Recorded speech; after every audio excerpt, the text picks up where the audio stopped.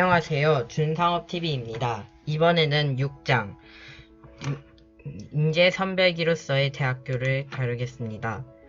구독과 좋아요 부탁드립니다. 능력주의가 문제라면 그의 답은 뭘까요? 직무 능력보다는 연줄이나 갖가지 편견을 가지고 사람을 채용해야 하는 걸까요? 아닙니다. 능력주의를 극복한다는 것은 과거 신분사회로 돌아가야 한다는 말이 아니고 능력이 아무런 가치도 없게 만드는 것도 아닙니다. 대신 그것은 성공에 대한 우리의 생각을 바꾸고 성공한 사람은 자기가 잘나서 그런 거라는 오만의 의문을 제기하는 것을 말합니다. 그리고 능력이라는 말로 옹호되어 온 사회를 갈라놓고 민주주의를 파괴하는 부와 명망의 불평등의 이의를 제기하는 것도 포함됩니다. 이러한 생각 바꾸기는 능력주의적 성공의 핵심 개념인 두 가지 인생 영역, 즉 교육과 일에 대한 집중을 필요로 합니다. 이번 장에선 교육과 일 중 교육에 대해 다룹니다.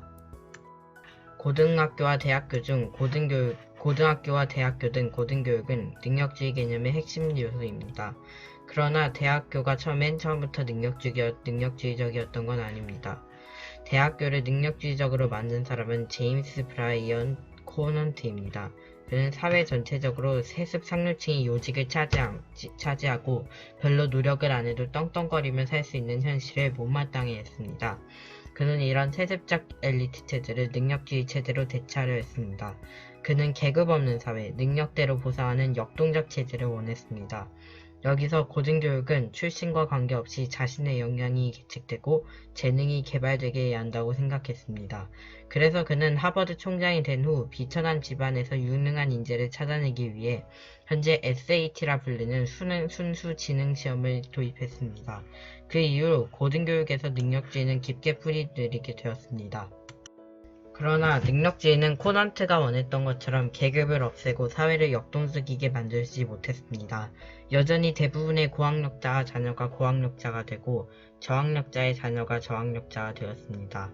미국의 주요 대학의 100개 재학생들 중에 70% 이상이 소득 상위 25% 가정 출신입니다.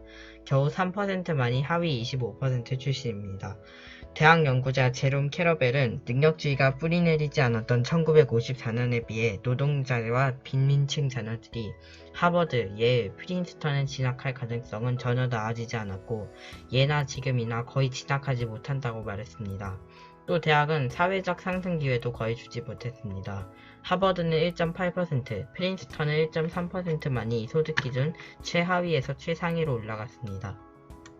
어떤 사람은 능력주의가 충실히 실현되지 못했다고 말합니다. 표면적으로 이는 적절합니다.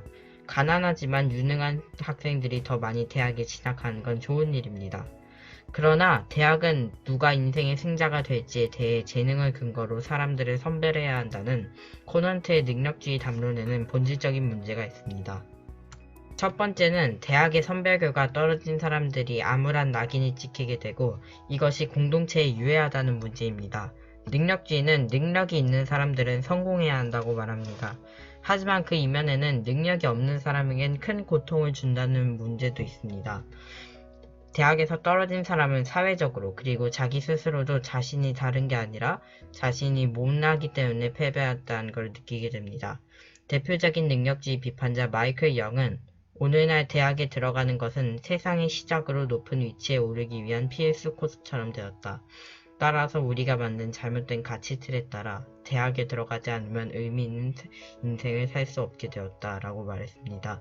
좋은 대학에 나오지 못하면 제대로 인정도 못 받고 제대로 된 직장에 취업도 못하며 사회적으로 존중받지 못하고 자기 스스로도 자기를 안 좋게 여기게 되는 것입니다. 둘째, 능력주의 시스템은 패자들 뿐만 아니라 승자들에게까지 큰 피해를 끼칩니다. 별로 노력 안 해도 성공할 수 있었던 과거의 부유층 자녀와 다르게 현재는 뼈를 깎는 노력을 해야 합니다. 부유층 자녀들은 부모의 사교육을 통한 지원을 통해 다수가 좋은 대학에 들어가지만 그 과정에서 과도한 노력과 극심한 스트레스를 받습니다. 부모가 좋은 대학에 들어가게 끝도 없이 간섭을 하니 스트레스를 너무 받고 정신적으로도 약해진 것입니다. 실제로 심리학자들은 최근 청년층 중에서 가장 심리적으로 취약한 청년층이 다름이 아니라 부유층 청년층이라고도 말했습니다. 샌델은 능력주의 교육에 대한 대안으로 두 가지를 제시합니다. 첫 번째는 운적 요소를 도입하자는 것입니다. 과도한 능력주의의 대안으로 누구도 손가락질 받지 않고 누구도 불안해하지 않는 운을 도입하자고 합니다. 그는 대학 투업을 받기 위한 최소한의 능력 커트라인만 남기고 그 위는 운으로 정하자고 주장합니다. 이 제도는 능력주의의 폐해를 많이 줄여줄 것입니다. 첫 번째 대안이 승자들의 피해를 많이 줄여주겠지만 아직 대학 문턱에 가지 못한 사람들도 있습니다.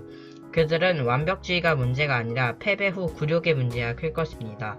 이들을 위한 대안은 명문대 졸업장이 없더라도 인생에서 성공하고 인정받게 하는 것입니다.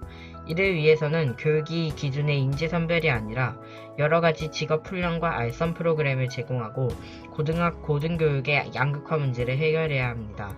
직업시장이 다양한 기술을 요구하고 있는데 고등교육은 학생들이 기술을 습득해 괜찮은 직업을 가질 수 있도록 도와주어야 합니다. 실제로 프랑스, 핀란드, 스웨덴, 덴마크는 이러한 프로그램에 GDP 1% 이상을 쓰고 있습니다. 그러나 직업훈련만으로는 충분하지 않습니다. 교육은 샌델이 그토록 말했던 공적 토론들을 시민들이 잘할 수 있도록 도덕 및 시민교육을 제공해야 합니다. 도덕교육이 소수의 명문대에서만 한정되면 안됩니다.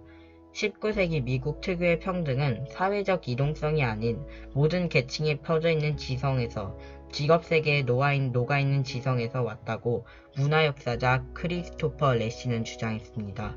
실제로 미국 최초의 노동조합 나이츠 오브 레이버에서는 노동자들이 공공문제에 대해 알 수 있도록 다양한 시설을 만들었습니다.